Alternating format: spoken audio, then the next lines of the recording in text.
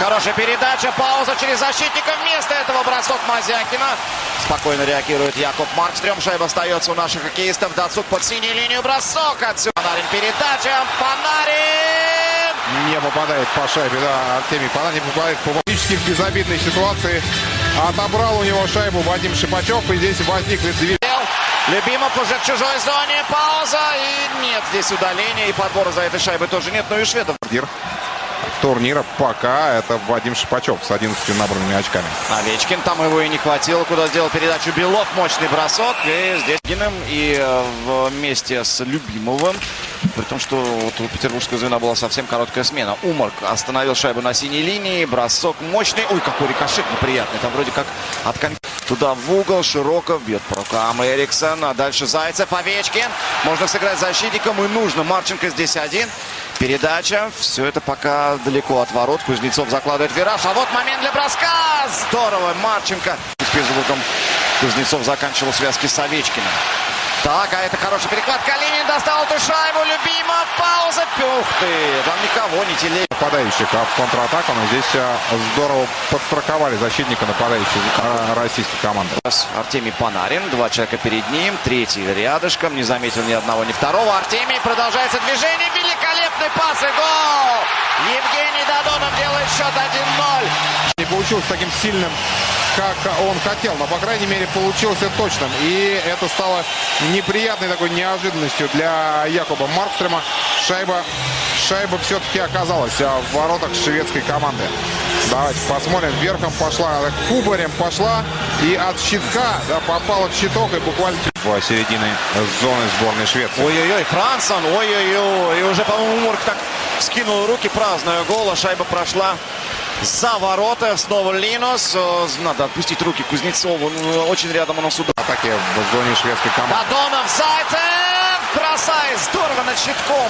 По-другому, наверное, нельзя было. Еще момент. Передача Панарина. Вышло втроем против одного. Шипачев. Пауза, бросок. Колешник. Артемий Панарин. Броском Артемий Панарин отправляет вторую шайбу в ворота шведской команды. И Додонов поучаствовал в этой атаке. Отвлек внимание и защитника, и нападающего Риддала. И из-за этого получилась поперечная передача у Вадима Шипачева. И великолепное завершение от Артемия Панарина не оставляет. Хотя две шайбы они получили. Нет, идут вперед. Бураковский здорово бросает сходу. Потеря, бросок. Широков едва не забил третью шайбу.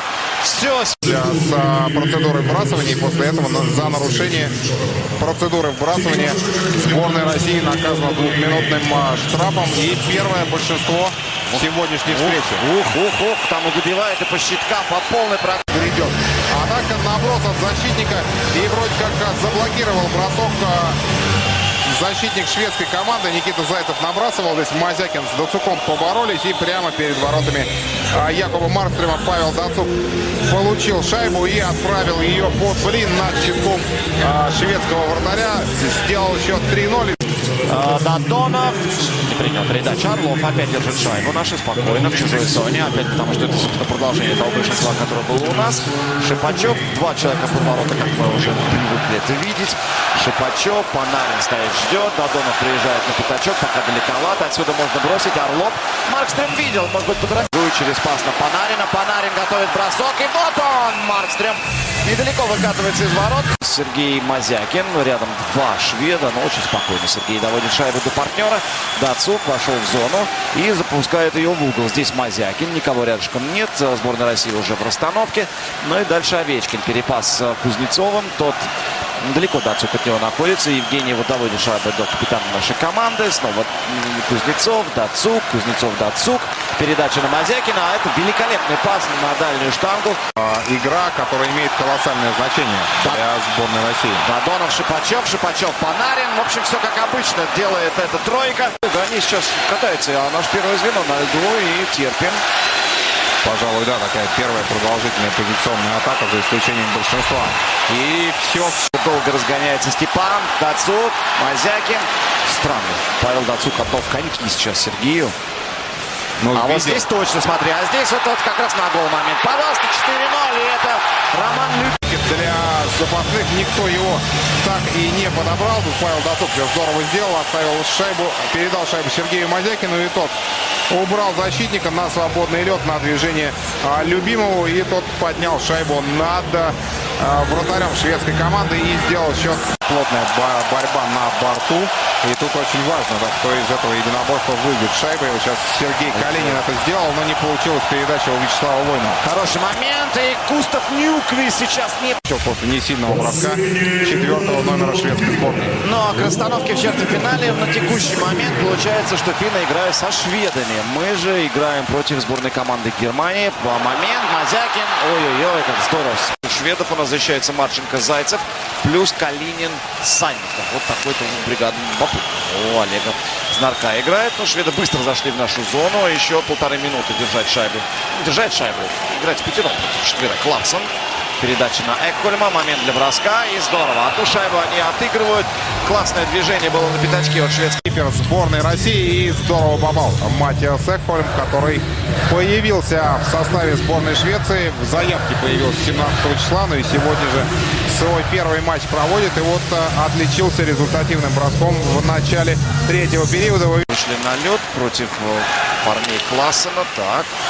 Опасно. Шведы очень легко зашли в нашу зону. Передача на Густавсона. Мы играем 5 на 5 на всякий случай. А здесь, смотрите, подбор. И опять опасный момент. Риддала. Подающего должна она выходить в среднюю зону. Иначе шведы имеют возможность продолжить свою позиционную атаку. Шипачев на дальнее удаление сейчас будет у сборной команды Швеции. Да, есть этот момент. Правильно. И Войнов бросает. Овечкин.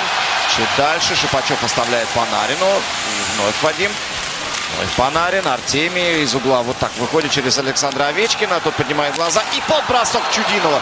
Ну, здесь Телегин. Вот его маневр. И вот его момент.